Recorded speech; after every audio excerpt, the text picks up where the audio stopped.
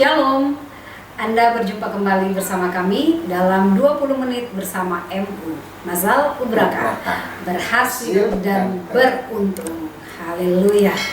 Puji Tuhan, kita ada dalam keadaan sehat saat ini sehingga kita bisa dapat berjumpa kembali. Pak Peter juga sehat? Sehat. Amin, saya pun sehat. Puji Tuhan. Baik Pak Peter, tema yang kita usung kali ini adalah bunglon masuk gereja. Dan tadi sehat itu yang paling utama. Iya betul. Orang punya banyak uang, tapi tidak sehat. Uang bertumpuk-tumpuk, bermiliaran. Uangnya untuk Tapi dokter bilang usaha penyembuhan. makan nasi putih, makan nasi merah, pakai yang rebus-rebus. Jadi uangnya banyak tapi dia dibatasi. Tapi lebih hebat kalau kita sehat. Amin. Dan sehat itu anugerah. Amin. Apalagi sehat jiwa, sehat rohnya. Ya, amin. Haleluya. Nah, bunglon masuk gereja. Bunglon kan suka ganti-ganti warna. Di mana dia tiba gitu, di mana dia sampai, di mana dia hinggap, di mana dia loncat, sesuai dengan itu. Penjelasannya seperti apa Pak sampai tema ini harus diangkat? Ya, bunglon masuk gereja. Ada yang pernah menulis buku dengan judul Ular dalam Gereja. Nah, hari ini bunglon dalam gereja. Nah, artinya bahwa gereja itu terdiri dari orang-orang yang before dan after. Oleh karena itu dibilang yang lama sudah berlalu, sesungguhnya yang baru sudah datang. Berarti yang lama itu tidak sama dengan sekarang, now. Nah, kalau di hidup sekarang, now, sama dengan yang lama, berarti belum bertobat. Itu bukan hakikat gereja. Karena di dalam Petrus berkata bahwa kamu adalah imaman kerajaan. Dulu kamu bukan kepunyaan Tuhan. Keluar dari kegelapan menuju terang Tuhan yang mencari. Berarti berpindah dari dalam, eklesia, ekaleo, dari dalam, bukan dari luar, dari dalam. Jadi dulu kita itu pendosa-pendosa yang dapat kasih karunia dan diselamatkan karena anugerah Tuhan. Nah, pada waktu kita bertobat, saya orang timur tidak bisa berubah jadi orang Tionghoa. Kita enggak, ini secara fisik hitam tidak mungkin jadi putih, lurus jadi kerimpo, tidak mungkin. Tetapi seperti inilah kita bertobat. Yang berubah itu apanya? Dulu sebelum kita bertobat, posisi dan natur kita itu orang berdosa. Pada waktu kita percaya Kristus, yang lama sudah berlalu, yang baru datang, artinya bahwa posisi dan natur kita menjadi kudus dan dituntut mengusahakan karakter yang kudus pula, sesuai dengan posisi dan natur. Nah, di dalam bahasa Yunani ada dua kata yang dipakai untuk perubahan. Yang pertama adalah neos dan yang kedua adalah kainos. Kalau neos itu adalah handphone baru menggantikan handphone lama. Rumah lama menjadi rumah baru, misalnya pindah. Itu neos. Tetapi kalau kainos itu perubahan kualitas dan sifat. Orangnya tetap sama, tapi isinya, kualitasnya, karakternya, attitude-nya itu baru. Nah, itu disebut dengan yang lama berlalu, yang baru sudah. Jadi kita tidak perubahan fisik, jasmani enggak, tapi perubahan roh, sifat, kainos, gitu ya. Nah, hal ini pernah dipercakapkan Yesus dengan Nikodemus dalam Yohanes pasal 3. Tentang lahir baru. Iya. Nikodemus datang malam-malam. Ya karena statusnya pengajar Israel ya, orang hebat ya. Datang tanya, gimana caranya masuk surga? Yesus jawab, lahir baru, born again. Tidak cuma satu kali loh, 3 kali. Sampai Yesus di ayat ke-10 pasal 3 Yohanes. Masa kamu seorang pengajar Israel kagak ngerti? Karena paradigma Nikodemus itu seperti paradigma lahiriah biasa.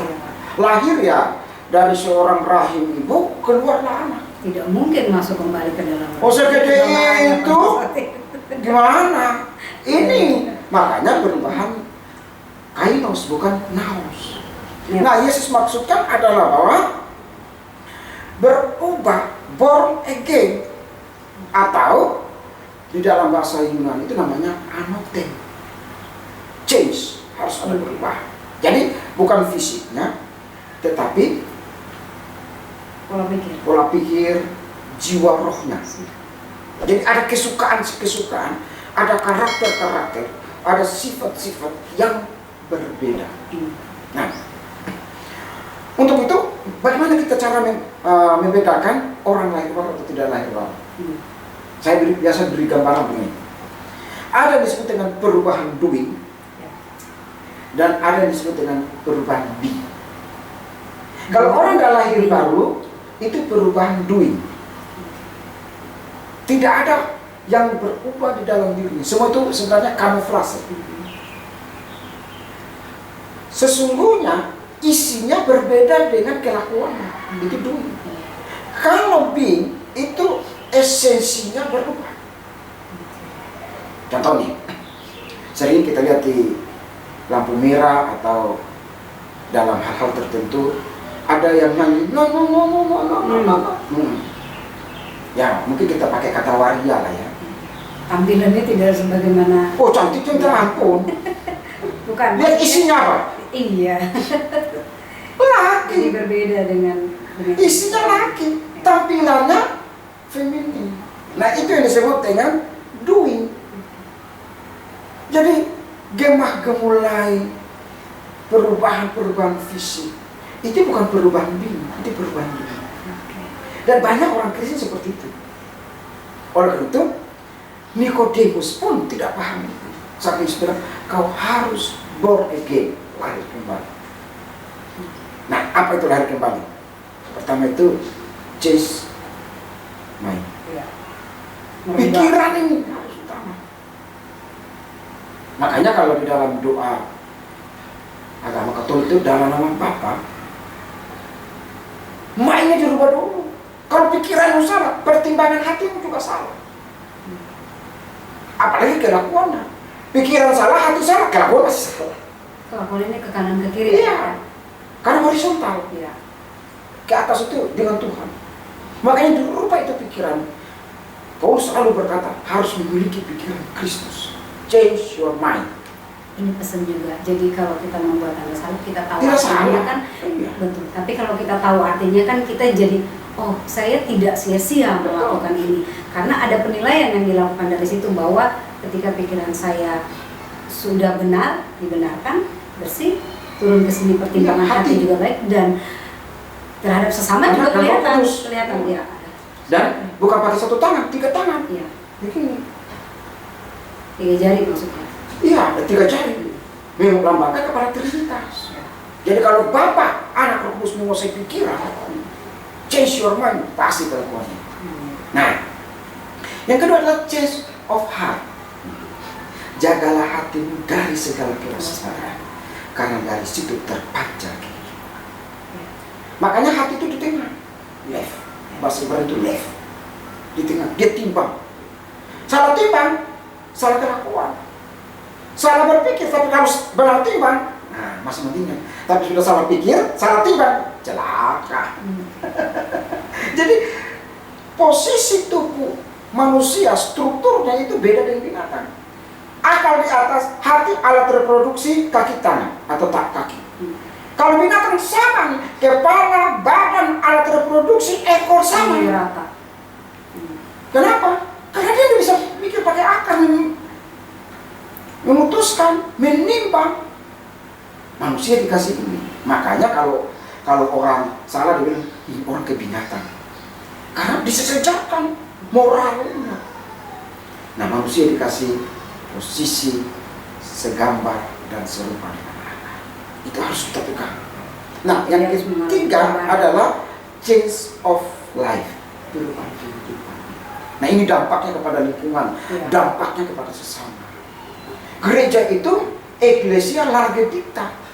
Artinya bahwa Ecclesia itu kumpulan gereja itu bukan cuma hanya di situ lu ketemu orang lalu bilang salam, salam, salam. Tidak hanya bilang khotbah, kita diberkati, aku diberkati, aku diberkati, aku diberkati, terima, terima. Bukan itu. Tapi gereja itu ekspansi, keluar. Makanya sistem komunisme pertama itu ada di gereja, bukan seperti komunisme yang di negara-negara komunis itu. Pasal 5 dari Kisah Para Rasul, semua yang mereka punya dibawa di kaki para rasul, dibagi-bagi supaya apa? Keseimbangan itu penting. Saling Itu mengerti. yang diidentikan dengan komunis. Iya, tetapi komunisme di dalam kasih. Iya. Kalau komunisme di luar Kristus itu komunisme punyamu, punyaku, tapi punyaku bukan punyamu. Itu jahat. Iya. Kita komunisme kasih. Gitu. Dalam gereja kan hanya orang Kupang, ada orang Batak, ada orang Manado, ada orang Papua, ada orang Barat, orang Australia. Nah itu komunisme. Tetapi dilihat dalam kasih. Makanya kasih itu hebat. Dalam rumah tangga juga begitu. Kasih itu penting. Cinta, love, agape itu penting. Oleh karena itu saya kutip Mother Teresa bilang ini, kalau orang marah, kenapa suaranya meninggi? Tapi kalau orang bercinta, suaranya lembut. I love you. Beda bilang, lu, gua hantam kau ya. Kenapa? Mother Teresa bilang ini, pada waktu kita marah, kasih kita menjauh, sehingga suara kita melingking. Tapi pada waktu kita sayang, kasih kita mendekat, hanya dengan bisikan kasih kita datang. Lalu yang keempat itu change of affection. Apa itu change of affection? Kesukaan. Mazmur pasal 1 ayat 1 sampai 6. Kesukaan adalah merenungkan Taurat itu day and night. Siang dan malam. Berarti tidak ada hari, tidak ada jam tanpa kita merenungkan firman. Orang bilang, bagaimana kalau saya driver? Masa tutup mata begini? Oh enggak. Tetapi firman itu menjadi hidup. Ya. Menjadi hidup. Sehingga firman itu meluapkan. Firman itu sendiri di dalam diri kita. Jadi hidup karena kita menghidupnya. Change of affection. Semua. Masa orang bilang bertobat tapi tidak tahu baca Alkitab? Masa orang bilang bertobat tapi tidak tahu ke gereja, tidak tahu ibadah? Dia nonton sesuatu yang kesukaannya jauh lebih daripada dia berdoa. Berarti dia nggak change of affection. Dia lebih suka dunia daripada Tuhan. Itu bukan. Itu tidak change of affection. Tuhan bilang semua di dunia ini akan lenyap. Ingatan kamu akan lenyap. Tetapi firman Tuhan itu teguh selama-lamanya di surga. Berarti apa? Materi semuanya itu tidak ada apa-apanya.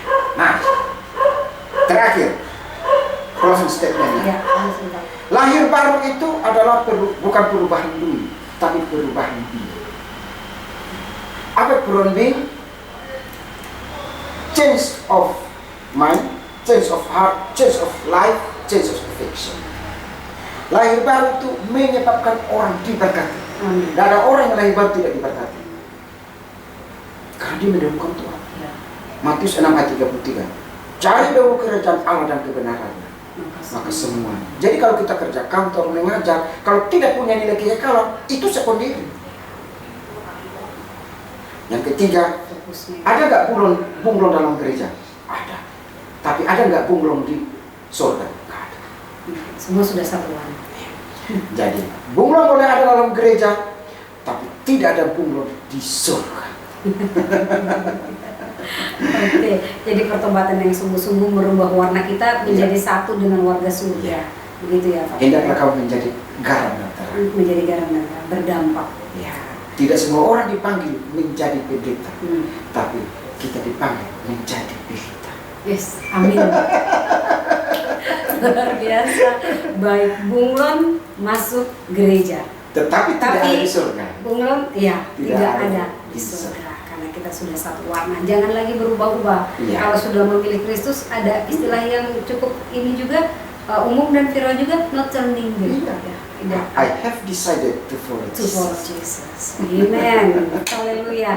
Terima kasih Tuhan Yesus untuk waktu yang indah ini. Terima kasih Pak Peter. Terima kasih. Ya, dari judulnya juga luar biasa Pak. Baik, saudara, kami percaya Anda diberkati dan kami mau Anda juga menjadi berkat untuk orang-orang di luar sana.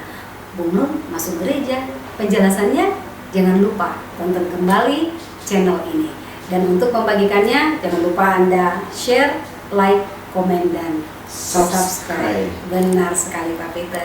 Sampai jumpa di edisi selanjutnya. Tuhan Yesus memberkati. Shalom. Mazal Ubraka. Berhasil dan beruntung.